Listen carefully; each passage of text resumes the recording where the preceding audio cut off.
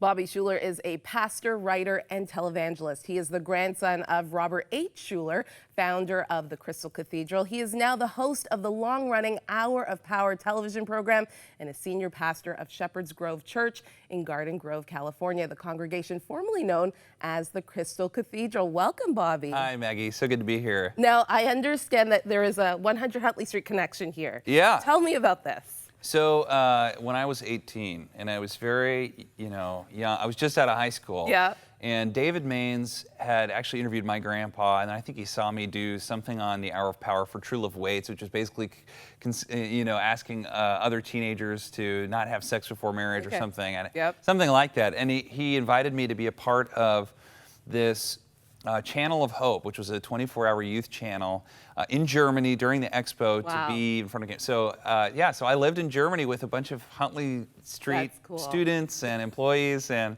you said you were like 18 or 19 years old. Oh yeah, it was 16 years ago, almost 17 years ago. So it was a long time. Oh, welcome back. Thanks. Well, it's good to be back. Yeah.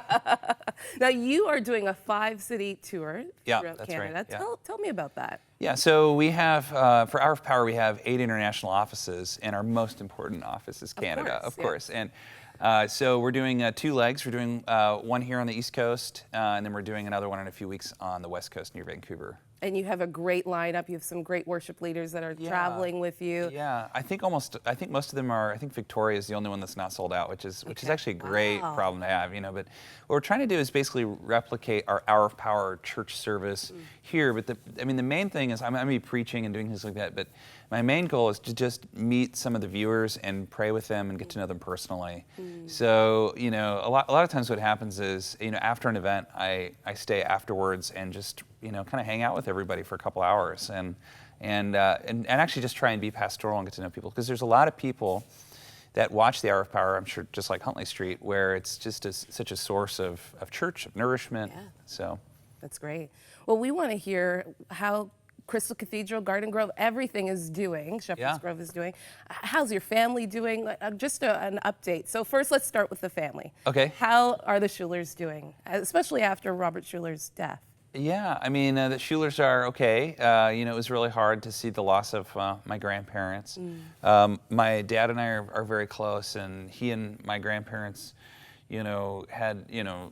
had not a falling out, but they did have some, a rough patch. I know he talked about it a bit on this program, but in the end, my grandparents and my parents, worked it all out, and they loved each other, and it's just the things that happen in families. Your father was on this show a number of years ago and talked about how you were instrumental in bringing your father and your grandfather back together again to talk. Tell me about that. There's this line that says, "Founders don't retire, founders die," and that was something that I not only saw at the Crystal Cathedral, I've seen it in lots of ministries. When you have a founding pastor, founding person, it's unlikely that they're going to just ever completely let go. Yeah. And I think that was a big challenge, is when my dad took over in 2006, that there was just a lot of tension, because even though he was the lead pastor, I think my grandparents would kind of jump in, and it was just ongoing tension, especially when there were challenges about how to pave a way forward for the ministry. And it ultimately ended in them having a falling out, not over anything sexy, and nothing weird happened. It was just really they couldn't get along. And so there was a gap there of, I think it was about a year, where they really just weren't even talking to each other. So my parents are divorced, and so I often found myself in the middle of family tiffs, and I think at the heart of the gospel, and I know my dad and my grandparents might believe this, but I was actually on a Father's Day. I had them both over at my house, and they didn't, solve everything there, but it was the first time they really started to kind of work on some stuff. So it was nice of my dad to mention that. But yeah, that was. And now you're the senior pastor of what once was Crystal Cathedral. I was right. on YouTube, and I saw your last service in the building before you moved to your new building. Yeah. What was that like, leaving this beautiful building and moving, and just knowing that all of the history that had been there, and just how you had to leave? It was really hard. Yeah. Because the Crystal Cathedral is like, for me, it's like there's a deeper symbolism to it. It's this kind of like almost like little city that was like my home or something, So to say goodbye was really hard. It was really hard that my grandparents weren't there. My grandpa had dementia and other issues, and there was just all this stuff under the surface of loss. And my dad was there. He gave the last benediction, and it was full. But it was really hard to leave, of course. Yeah. So how do you step into Robert H. Schuller's shoes? I don't. That's the answer. You don't step into someone's shoes. Yeah. You step into the shoes God gives you. And I think if I try to be my grandpa, that I'm not going to help anybody. I'm not even going to help me. It doesn't work to try and copy other people. The most important thing is to speak with passion, to speak from my heart about the things I care about. And so what we have now is actually really not the leftover people from Crystal Cathedral, because when that happened, I pastored another church called the Tree of Life, a much younger church. And of course, the Crystal Cathedral was aging, and in a weird way, it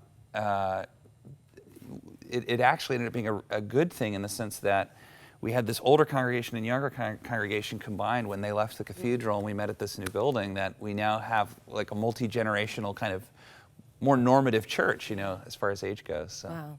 You, in leading this church, you talk a lot about dignity, and that's something That's that right. you've said to me that is really important in your ministry. Tell me why.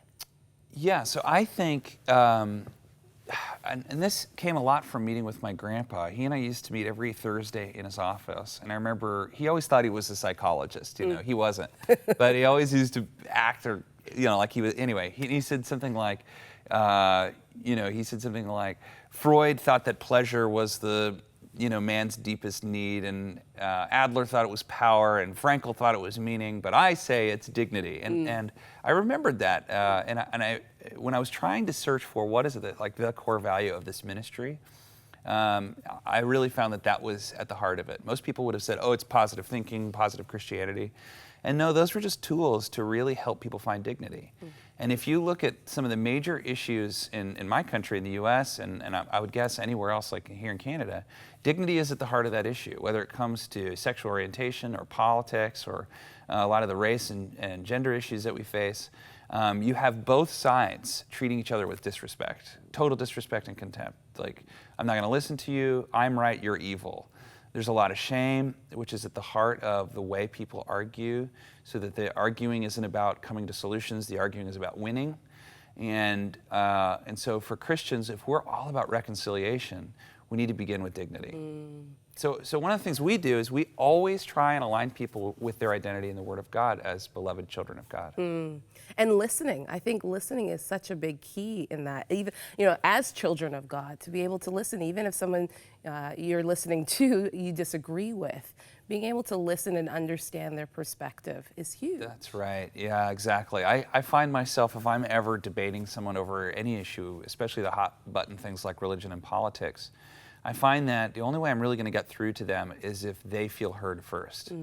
So I really do try and do my best to even ask them, do you feel like I understand you, or where you're coming from? Do you feel like I hear?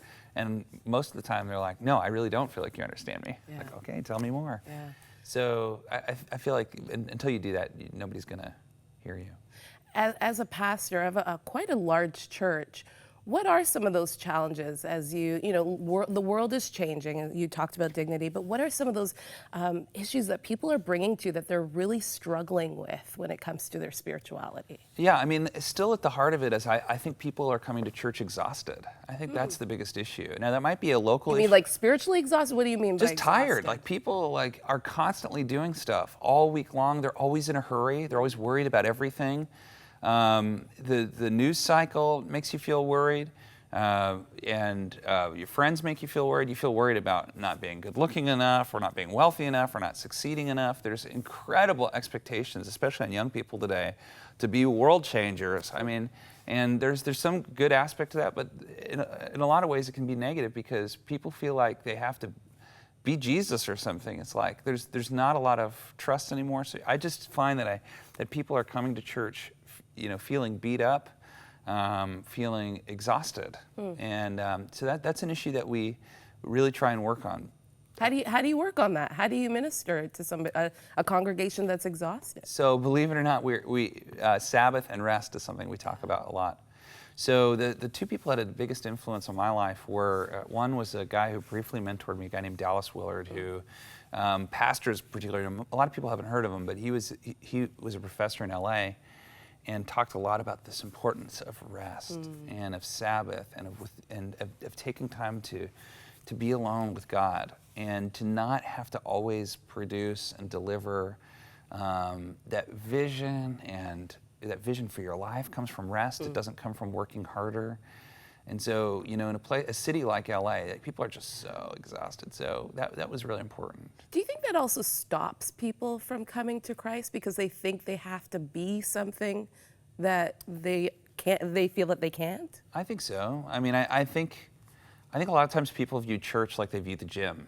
It's like I find that a lot of people don't leave a church, they just stop going. So it's like people don't ever get rid of their gym membership, they just stop going to the gym. They keep paying. They keep paying. So people say, do you have a gym membership? Yeah, I go to this gym. And if you have a church, yeah, I go to Shepherd's Grove. And I think a lot of time that's because church, it can be like, I'm already working, I've already got my kids, I've already got all this stuff I'm doing, and then I go to the church, and they want me to do this, they want me to do more. Like, one of the things I like to say a lot to our church is, you do enough. Like, I feel like churches are like adding to the burden of people, but one of the main purposes of church is to create Sabbath for people, a place where people can relax and rest and get in touch with God and leave feeling refreshed and renewed. We have this creed, and we say at the beginning of every church service, and we do it at the beginning of every Hour of Power. And I stole it from Henry Nouwen, who's actually buried here in Toronto. And it says, I'm not what I do, I'm not what I have, I'm not what people say about me, I'm the beloved of God. And we start everything we do, we start with this creed. And I think it's made a big difference for people. It has made a big difference. Hour of Power has made a huge difference. I know that on Sunday mornings, that was on our TV set very often growing up. Thank you for ministering. Thank you for continuing the Hour of Power and all that you do. Our time is up. I know if people want to get in touch with and follow you and go to some of these services, they can go to your website. Yeah, HOUROFPOWER.CA, I think here. So. Awesome. Thank you again, Bobby. Thank you, Maggie. Appreciate it.